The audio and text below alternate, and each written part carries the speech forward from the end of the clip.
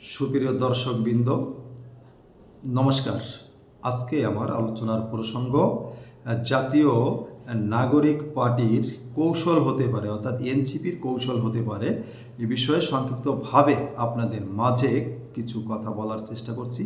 আপনারা জানেন, কয়েক মাস আগে সাবেক মুক্তিযোদ্ধা বিষয়ক মন্ত্রী মোজাম্মেল হকের বাড়িতে মব করতে গিয়েছিল, স্থানীয়দের ভাষায় ডাকাতি করতে গিয়েছিল। গাজীপুরের মোজাম্মেল হকের বাড়িতে কিছু এনসিপির নেতৃবৃন্দ বা সদস্যরা, তখন স্থানীয়রা প্রতিরোধ গড়ে তুলেছিল এবং প্রতিরোধ গড়ে তোলার পরে অনেকে হতাহত হয়েছিল, অর্থাৎ মারধর খেয়েছিল, অসুস্থ হয়ে পড়েছিল। এনসিপির অনেক নেতৃবৃন্দ মৃত্যুশয্যায়ও অনেকে ছিল। এই ঘটনার প্রেক্ষাপটে গাজীপুর কি হয়েছে আপনারা সকলেই জানেন। ডেভিল হাট ঘোষণা করা হয়েছিল, সেখানে শত শত মামলা হয়েছিল আওয়ামী লীগের লোকজনের বিরুদ্ধে এবং দীর্ঘদিন ধরে ডেভিল হাট অপারেশন পরিচালিত হয়েছিল।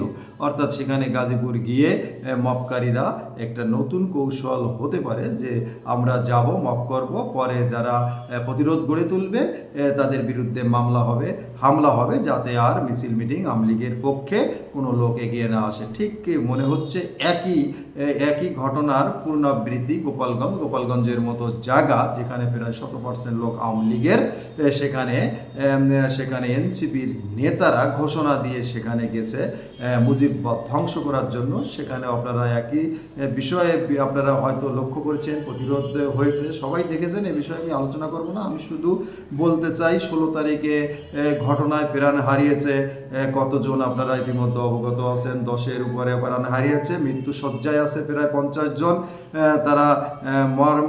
তারা মুমূর্ষু অবস্থায় আছে, হতাহত অনেকেই আছে। এরপরে 17 তারিখে অনেক মামলা হলো।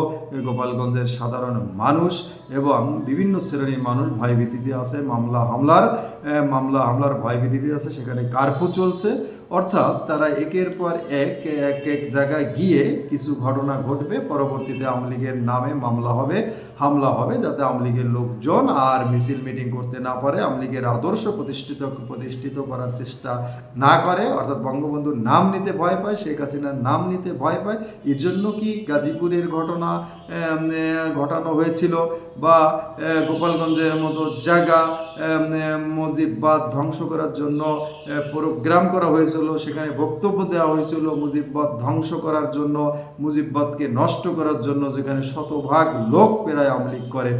তাদের এগুলো কি কৌশল? পর্যায়ক্রমে বিভিন্ন ডিস্ট্রিক্টে যাবে, তারা বাধার সম্মুখীন হবে এবং এই পরবর্তীতে হামলা হবে, যাতে আওয়ামী লীগের লোকজন ঠিকমতো বেরোতে না পারে, কথা বলতে না পারে, ভয় পায়, মামলার ভয়ে রাষ্ট্রযন্ত্র ব্যবহার করে। তারা কি এই কৌশল অবলম্বন করলো?